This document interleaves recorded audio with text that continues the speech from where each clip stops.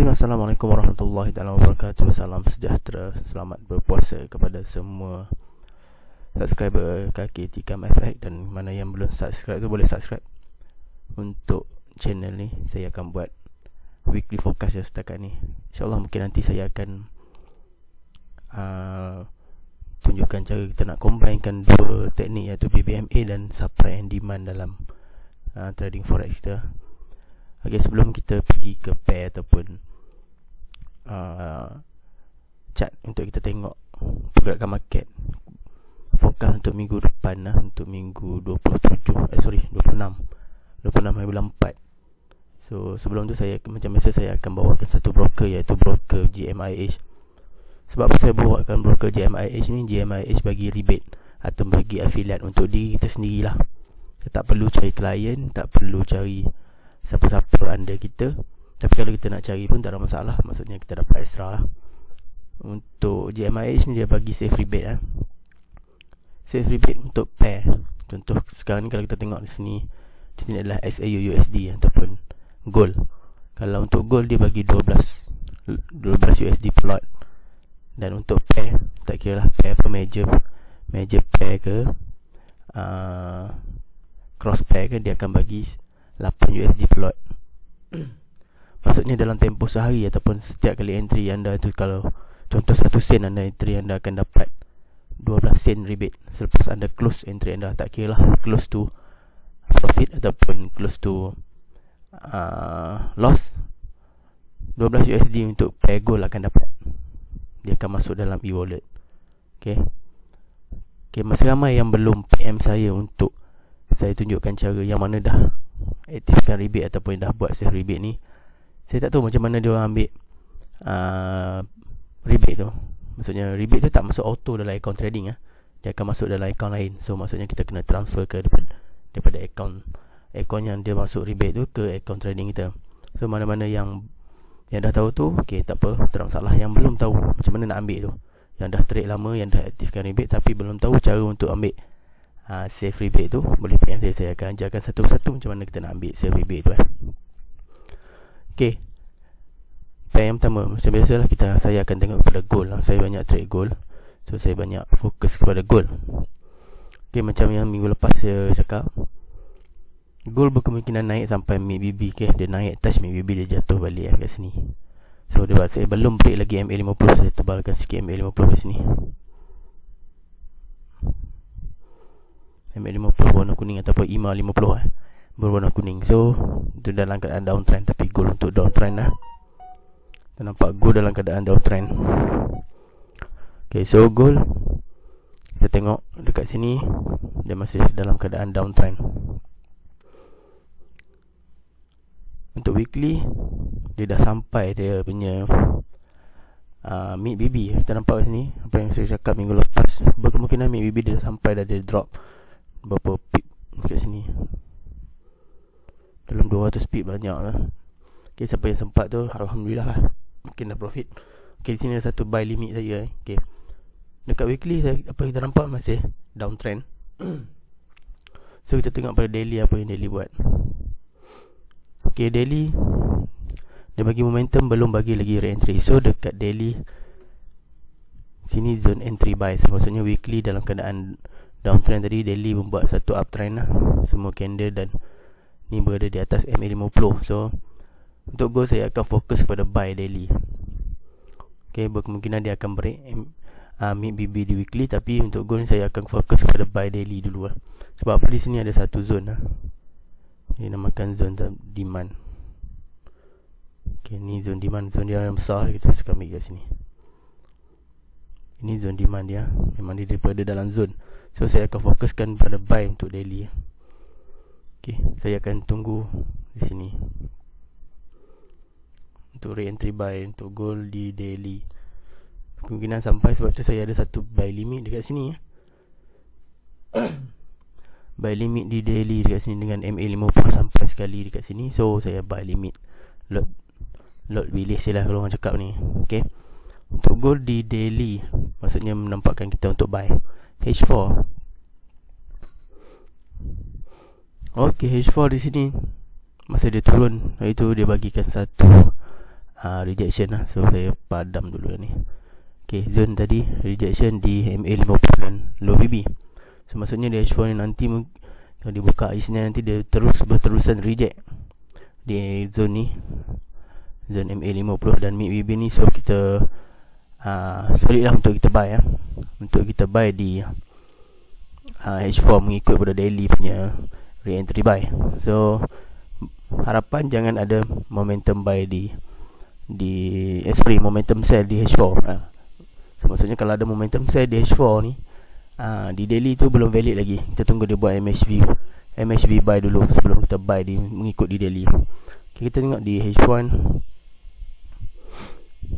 berlaku momentum. Okay, momentum. So maksudnya kat sini ada satu, dia akan memberi re-entry, berkemungkinan memberi re-entry. Okay, berkemungkinan sebab apa? Sebab di daily dia belum sampai lagi zone yang solid. Maksudnya di zone ni lah.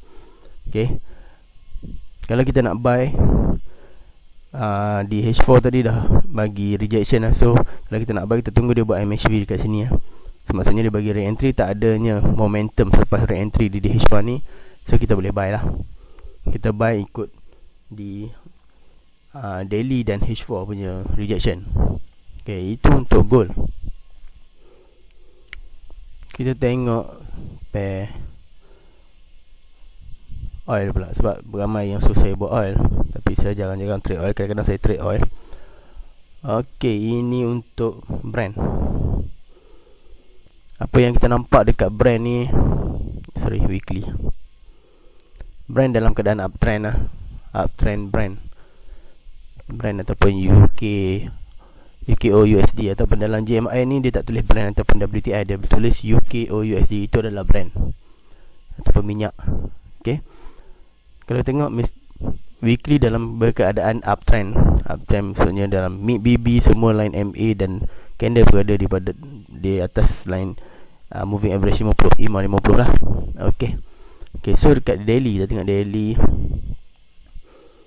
pun berkeadaan uptrend Di sini dia bagi re-entry buy kat sini. Apa yang terlepas tak ada masalah, kita boleh tunggu lagi re-entry buy. So maksudnya daily pun sama dalam keadaan uptrend. Okay, so fokus untuk buy H4 di sini ada extreme buy, MHV buy. Belum ada lagi momentum, belum ada lagi arah pokok buy. So tunggu arah pokok buy, dia tunggu re-entry buy di H4 untuk selamat lah. Tapi kalau nak cepat, kita boleh nampak di H1. Okay, H1 dah ada momentum buy dekat sini.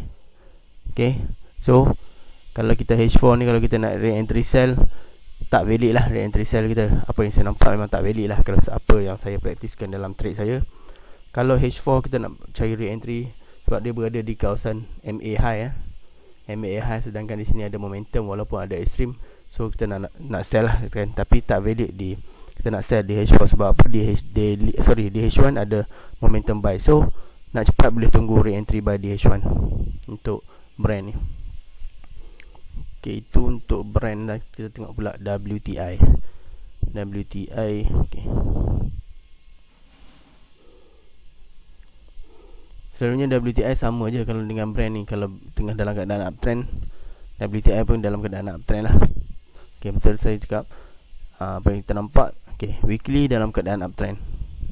Okay, weekly uptrend MA50, EMA 50 berada di bawah ke semua line MA dan mid BB dan juga candle.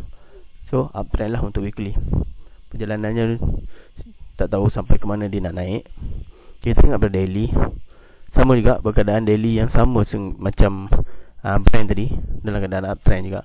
Tunggu re-entry buy.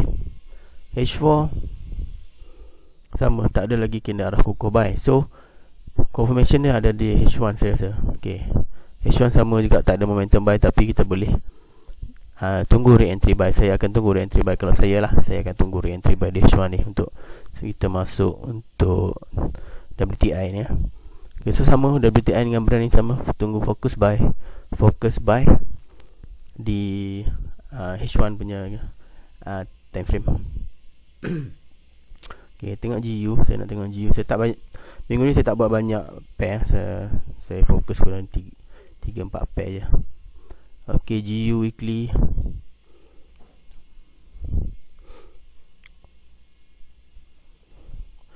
Okey, untuk GU weekly kita apa yang kita nampak berkeadaan uptrend lah. Okey. Di sini kalau kita tengok MA50 ataupun EMA 50 dah start untuk cross low BB ada satu signal lah. Kalau saya ikut fahaman saya ada satu signal lah dekat sini. So kekuatan buy tu masih kuat. Boleh tunggu di weekly MA 510 low dan MACD dekat sini. Maksudnya di situ adalah satu re-entry yang solid. Sebab apa? Ada 3 batang line.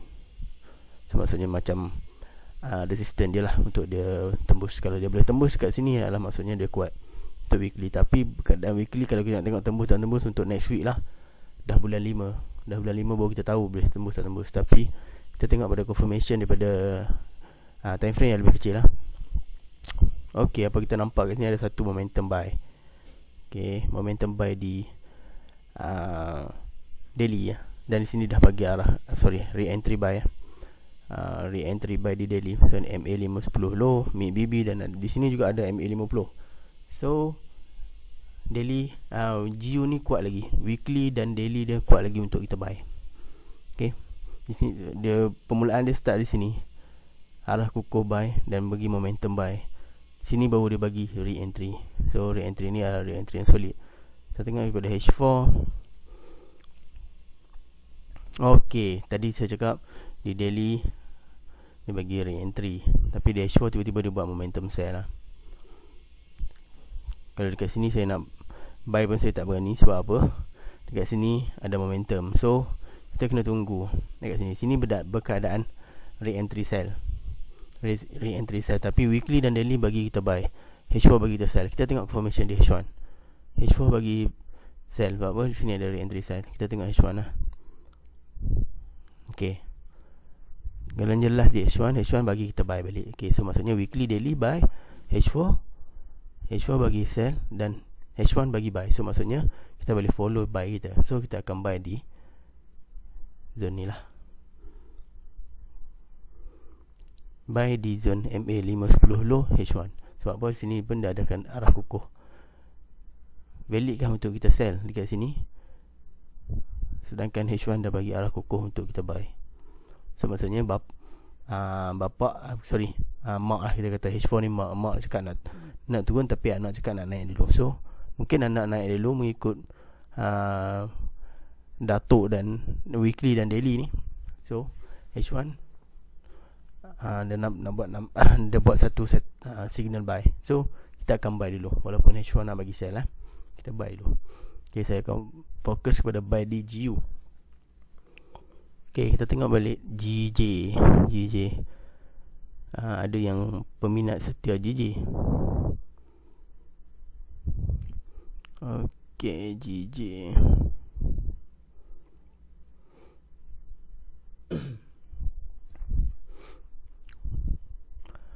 GJ weekly sama juga dalam berkeadaan buy. So sini ada momentum buy sekali, re-entry sekali. Okey, ni dah cantik dalam keadaan buy, re-entry buy di weekly. So apa yang kita perlu tengok? Kita tengok pada daily H4 dan H1 untuk kita confirmkan itu adalah satu setup yang valid ataupun setup yang solid untuk kita buy. Daily macam kita tengok kat sini ada arah kukuh sell, arah kukuh buy, arah kukuh sell balik. Okey, so maksudnya daily ni macam nak buat sideway. Kenapa kita nampak daily macam nak buat satu sideway yang memberi re-entry di time frame besar, iaitu time frame weekly lah. Daily dia bagi dia reject MA50 lah, tapi ada satu arah kukuh sell. Kita tengok di H4. So daily ni macam nak buat sideway, kita tak tahu arah pergerakan dia lagi. So weekly dah beritahu untuk kita buy sebab MA510 low lah, bagi re-entry di MA510 low. Kita tengok H4. Sama juga H4 bagi satu re-entry sell sebab momentum lah. Sini macam momentum, sini re-entry sell, dan kita tunggu MACD di H4. Okay, tunggu MACD di H4 untuk kita buy. Kita buy untuk mengikut daripada weekly punya re-entry buy. Tapi pastikan tak adanya momentum ataupun cross MA50 ni lah dekat daily.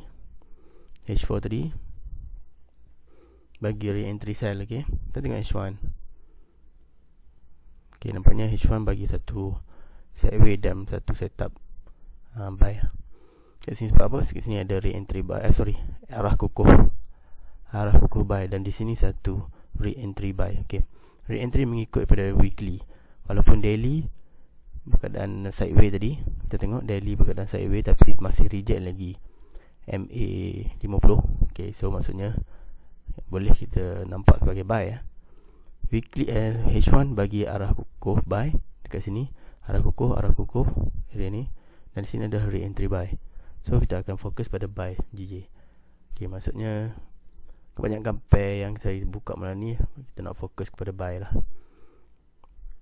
Okay, saya cakap itu saja. Sebab apa saya ambil pair yang banyak pergerakan yang besar sikit lah, macam gold, oil dan GUGJ ni. Maksudnya pergerakan dia tu besar sikit. Maksudnya banyak kan, saya akan fokus kepada buy untuk next week ni. Okay, saya rasa itu saja untuk kali ni.